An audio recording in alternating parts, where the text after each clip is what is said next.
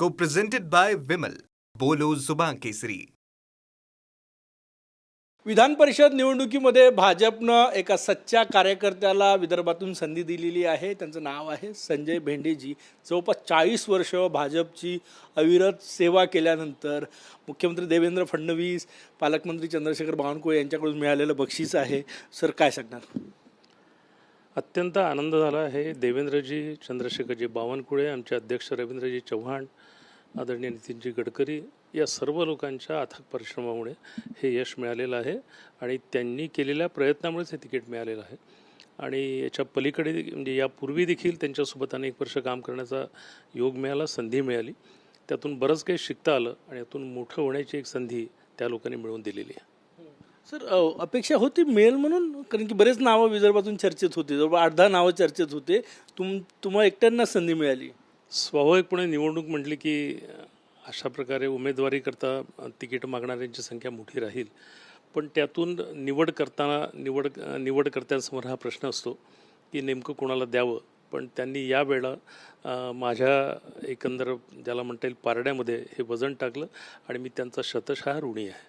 Sir, तुम्ही काही मागणी केली होती, भेट घेतली होती का देवेंद्रजींची याबाबत? माझं सर्व नेत्यांशी यापूर्वी देखील बोलणं झालं होतं आणि नेहमीच कार्यक्रमाच्या निमित्ताने, कुठल्या आंदोलनाच्या रूपाने, अभियानाच्या रूपाने त्यांच्या भेटी होत होत्या. स्वाभाविकपणे माझ्यासारख्या कार्यकर्त्यांनी सतत काम करत राहावं अशा प्रकारचं माझ्याकडनं होतंच. पण स्वाभाविकपणे कुठेतरी संधी मिळावी असं मलाही वाटत होतं आणि त्यांच्याही मनात होतं. पण संधीचा शोध घेणं त्यांचंही सुरू होतं, माझंही सुरू होतं.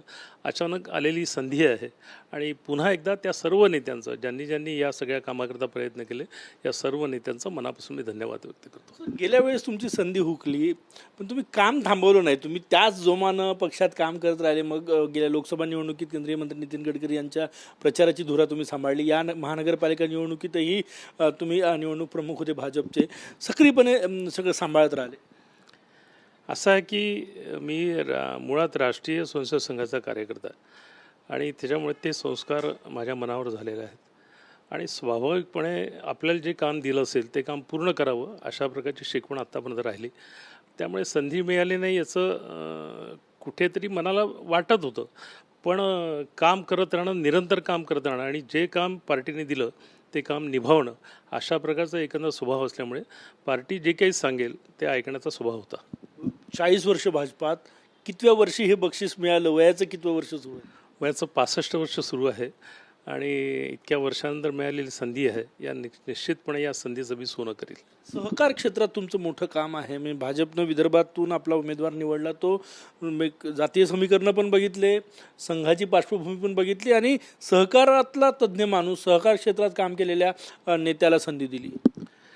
महाराष्ट्रातल्या एका अग्रगण्य मल्टीस्टेट शेड्यूल बँकेचा मी अध्यक्ष आहे, ज्याचं एकंदर 4200 करोड रुपयाचा व्यवसाय आहे. अशा मोठ्या संस्थेचं अध्यक्ष म्हणून काम करण्याची संधी मला मिळाली. अनेक फोरमवरती, नॅशनल फेडरेशन असते, स्टेट फेडरेशन आहे, स्टेट असोसिएशन आहे, या सर्व ठिकाणी काम करण्याचा अनुभव पाठीशी होता.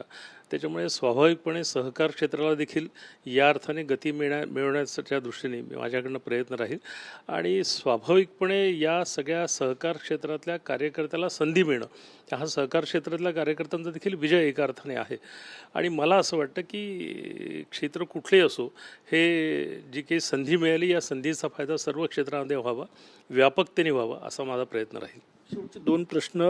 तुम्ही फॉर्म कधी भरणार आहे, हा सगळ्यात महत्त्वाचा प्रश्न. उद्या शेवटची तारीख आहे. उद्या सकाळी 11-11:30 वाजता फॉर्म भरण्याची वेळ राहील.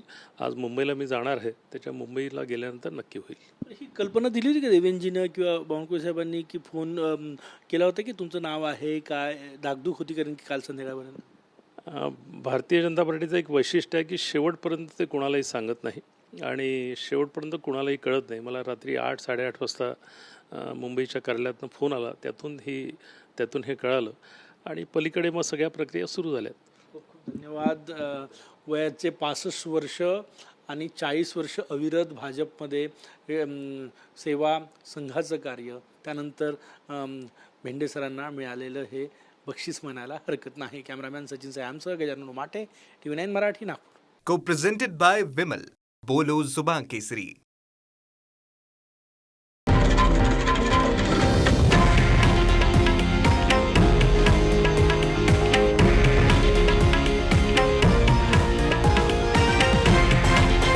हे आहे देशातील नंबर 1 न्यूज नेटवर्क आणि आपण पाहत आहात TV9 मराठी, एकमेव.